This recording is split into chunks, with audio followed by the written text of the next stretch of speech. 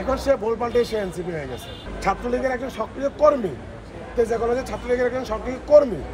ভাই আমি আপনাদের সামনে চ্যালেঞ্জ ছুড়ে দিলাম, যদি মাথা পেটে থাকে তাহলে আমার কেন্দ্রীয় সংসদ আমার নামে যে সিদ্ধান্ত দেবে আমি সেই সিদ্ধান্ত মাথা পেতে নেব। আমি আপনাদের চ্যালেঞ্জ ছুড়ে বললাম, ওর মাথা ফাটে নাই, এরকম কোনো ঘটনা আমার ক্যাম্পাসে ঘটে নাই। একেবারে সম্পূর্ণ নিচুক একটা ঘটনা এটা ভাই, এত বড় করে দেখার কিছু নাই ভাই, ছোটখাটো একটা ব্যাপার। ওরা যেমন কোনো কিছু হলে বলে যে রাজুতে চলে আসেন, আর ঠিক আমাদের এখানে আমরা দেখলাম ওদের একটা আইডিতে ওরা এইভাবে বলতেছে সবাই তেজা গেলেন ফার্মগেটে চলে আসেন।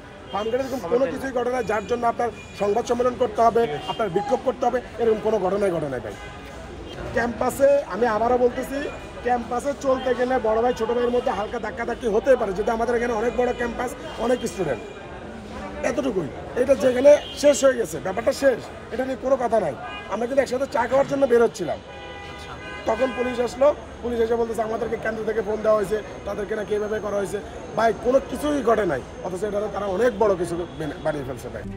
RICL TMX, যুগের পর যুগ স্থাপনা থাকে মজবুত। ছাত্রলীগের একজন সক্রিয় কর্মী, তেজা কলেজে ছাত্রলীগের একজন সক্রিয় কর্মী, এখন সে ভুল পাল্টে সে এনসিপি হয়ে গেছে। তারা বলতেও পারবো না যে তুমি তো ছাত্রলীগ করছো।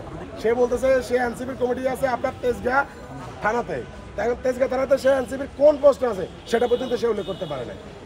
তার ইস্যু খোঁজ করার জন্য ভাই এটা কোন ধরনের মব? ক্যাম্পাসের নিছক একটা ছোট্ট ঘটনা, এটাকে এমনভাবে ফলাও করে প্রচার করে, এমনভাবে ইস্যু তৈরি করতেছে ভাই। এই ইস্যুটা এগুলোর মানে কি? আমরা এখন সবাই বাসায় বাড়িতে চলে যাওয়ার কথা, কিন্তু এই যে এরকম একটা মব তৈরি করে আমাদেরকে এভাবে বসায় রাখছে, তারা সংবাদ সম্মেলন করবে, তারা কি করবে, বিক্ষোভ করবে, এরকম কোনো কিছু করে না ভাই। আপনার ইস্যু যদি দরকার হয়, আপনারা চাঁদাবাজি করছেন ভাই, এটা যার তখন জানে, মানে জনগণ জেনে গেছে ভাই। আপনারা 5ই আগস্টে আপনারা যান কক্সবাজার ঘুরতে, ভালো কথা ঘুরতে যান, এটা আবার গোপনীয়ভাবে রাখার দরকার কি? আপনাদের সংগঠন আপনাদেরকে শোকজ দিয়েছে, আপনারা এখন এইগুলো ঢাকার জন্য সামান্য একটা নিচুক ঘটনাকে আপনারা অনেক বড় করে নিয়ে নিয়েছেন, আপনাদের জন্য সাংবাদিক সম্মেলন ডাকতেছেন, আপনাদের জন্য বিক্ষোভ করতেছেন, এরকম কোনো ঘটনাই ঘটে নাই ভাই। খুবই নিচুক একটা ছোট্ট একটা ব্যাপার ভাই। ক্যাম্পাস আপনারা যখন ভাই, আপনারা সাংবাদিক ভাইয়েরা, আপনারা চলার পথে আপনারা একজনের সাথে ধাক্কা খেলে আপনারা সরি বলে দেন, ব্যাপারটা এখানে শেষ। তার মানে কি আপনারা কি আরেকটা কয়েকটা সাংবাদিককে ফোন দিয়ে আনেন যে আমার সাথে ধাক্কা গেল কেন?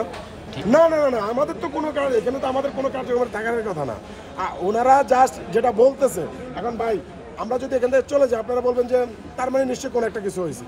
এখন এই কারণে ভাই আমরা কি করবো ভাই, এই একটা অবস্থার মধ্যে আমাদেরকে এভাবে মানে হেনস্থা করা হচ্ছে ক্যাম্পাসের মধ্যে, মানে বলতেছে যে তারা এরকম কোনো ঘটনা ঘটে না। আপনারা স্পষ্টভাবে ভাই বললাম তো, দায় নিয়ে বললাম যে যদি এরকম কোনো কিছু হয়, দায়িত্ব নিয়ে বলতেছি, যদি ওর মাথার মধ্যে ফাটা থাকে তাহলে ওটার জন্য যে শাস্তি দেবে আমার কেন্দ্রীয় সংস্থা, আমি সেটা মাথা